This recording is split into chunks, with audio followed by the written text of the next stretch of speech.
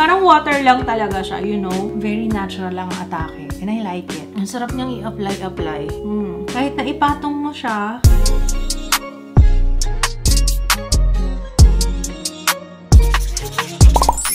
Hello everyone! Welcome back sa ating channel. Another day, another tinted sunscreen. Meron tayong i-review for today. First impression review nitong Dr. Sensitive SPF 60 PA++++ tinted sunscreen. Alam niyo, love na love ko yung super sunscreen nila. Kaya ito, I'm excited to try this. May dalawang shades.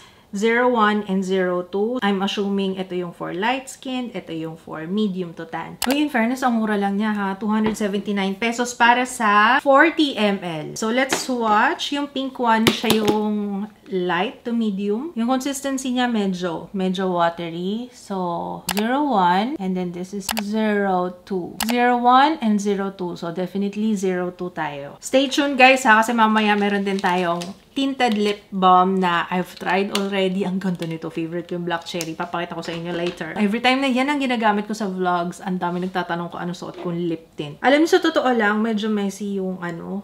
Ito lang yung hindi ko gusto yung spout. Sana medyo pointed kasi kumakalat na siya dun sa may part na yun. Liquidy kasi siya eh. Pero ayos lang naman. As long as hindi siya nagli-leak, okay sa akin. 02. By the way, naglagay ako ng moisturizer. Opo. Pag tinted sunscreen lang yung gagamitin nyo, make sure to use 2 finger lengths pa rin tayo. Kung hindi kayo gagamit ng sunscreen underneath.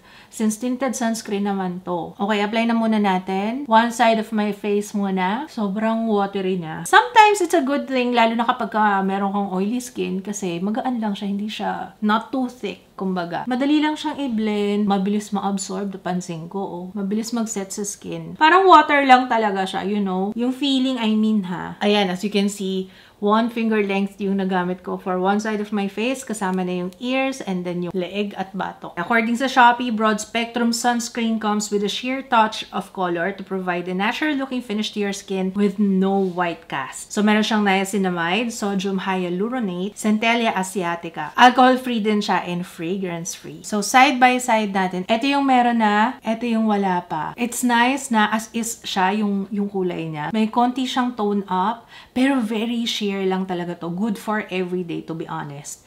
Kasi kapag mga ganyan, okay lang sa akin yung mga pang everyday. If you want something na for sure protected ka, pero at the same time, yung saktong tone up lang, gusto mo yung nakikita pa rin yung skin mo, okay to. And of course, sa mga lalaki, for sure magugustuhan din to. Kasi, yung iba naman kasi ayaw talaga ng coverage eh. Parang yung asawa ko, gusto niya yung ano lang, yung sakto lang sa skin nila. So, for sure, ito magugustuhan nila. And, once na mag-set siya, merong konting tacky feeling, pero ayos lang yan kasi magpa-powder pa rin naman ako. So, yan yung naramdaman ko. Apply na natin dito sa kabila. So, ito na ang itsura niya on my face. Very natural lang ang atake. And I like it. Magpa-powder lang muna ako. To set, I will use my favorite Dr. Sensitive All Day No Sebum Blur Powder. Very effective sa akin to. Paborito ko to guys. Lilac Bright yung gamit ko today. Let's set this. So, tapusin ko na yung aking entire face and I will be back. Oh my gosh, na-miss kong mag-falsies. Parang ibang tao ako today. I-apply na natin tong tinted lip balm from Dr. Sensitive. Meron siyang SPF 15, Ultimate Nourishment from 7 Moisturizing Oils, Melty Texture. Actually guys, naswatch ko na to nung isang araw kasi ayoko maapektuhan yung itsura niya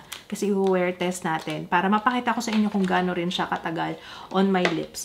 So, swatches muna tayo. First one is Dewy Pink. Ito yung soft mauve. Ito naman, Black Cherry. Pink Kissed Berry siya. Ang mura niya, 149 pesos lang to. 3 grams yung laman, ganito karami. Bawas ko na nga ito, may mga 3 araw ko na siyang ginagamit. Ganyan yung laman niya. Ito yung paborito ko. Pareho naman silang maganda, pero mas bet ko si Black Cherry. So, yun yung i-apply natin. Tingnan nyo, very moisturizing. Ang sarap niyang i-apply. So, ayan si Black Cherry on my lips. So, makeup is done. It is now 12:03. Babalik ako mamaya to check in kung kumusta siya on my face, kung may part na ba na parang hulas na, natanggal na, or nag-oil up. Okay, ito siya on natural lighting. Ang ganda ng makeup ko today. Alam niyo yun, parang alam kong protected ako. So, kahit na yung reflection ng araw, alam kong protected ako. 2 finger lengths yung ginamit ko, opo. Ang ganda ng lapat niya sa skin for a tinted sunscreen. By the way, I have textured skin ha. Tingnan nyo. Okay naman siya kahit textured yung aking skin. Kahit may mga tiny bumps dyan, visible pores. Okay, pasado sa akin ito ha, so far. So, babalik ako mamaya for an update kung kumusta yung oil control nito. Time check, 2:06. Ito na yung aking face. Almost 3 hours na sa aking face to. Tapos kakatapos ko lang kumain. Ito na siya on my lips. Nandun pa rin yung stain. In fairness, makapit pa rin naman yung stain niya. Kahit medyo pork chop kasi yung kinain ko. So, medyo mamantika po. Pero, yan. Hindi ko pa naman kailangan mag-blot. So, babalik ako mamaya pag need na talaga. Okay, last and final update na tayo, guys. It is now, yes, I know, it's pretty early kaso may gagawin kasi ako. It's 5:10 and ito na siya on my face. In fairness naman sa kanya, hindi siya ganun ka-oily. Ang ganda. Maganda siya.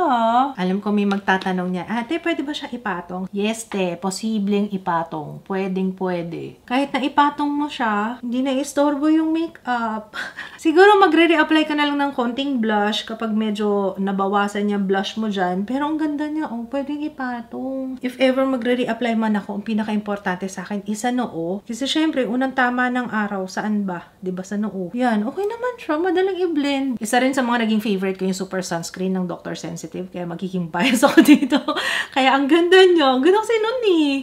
Sobrang gaan lang. Very oily skin friendly. Tapos itong tinted sunscreen nila, parang ganun din siya. Pero ito nagkaroon ng coverage. And wala, low. Ang fresh lang sa skin. At saka 279 pesos lang siya. Mura. Available din sa Watsons if ever dun nyo gustong bilhin. O diba? Pwedeng ipatong. Oily skin friendly. Dr. Sensitive tinted sunscreen. Mga 12 o'clock tayo natapos kanina, no? Almost 6 hours na siya sa face ko, pero tingnan nyo naman yung itsura ko. Ang ganda! Pasado sa akin ito. Yung tinted lip balm natin, guys. Ayan, mag-reapply tayo ulit. Pero yan pa rin yung kanina. Nag-iwan talaga siya ng stain, diba? Alay tayo ulit. Ang dali niyang i-reapply. Walang hassle. Alam ko matutuwa yung mga ayaw ng may scent. Wala siyang scent. Very moisturized yung aking labi. Tapos meron pa siyang SPF 15. Tapos ang mura din niya. Uy, in fairness ha, Dr. Sensitive, parehong yes sa akin itong dalawang to. Hindi na yata to bago guys ha, kaya let me know your thoughts if ever nasubukan niyo na siya.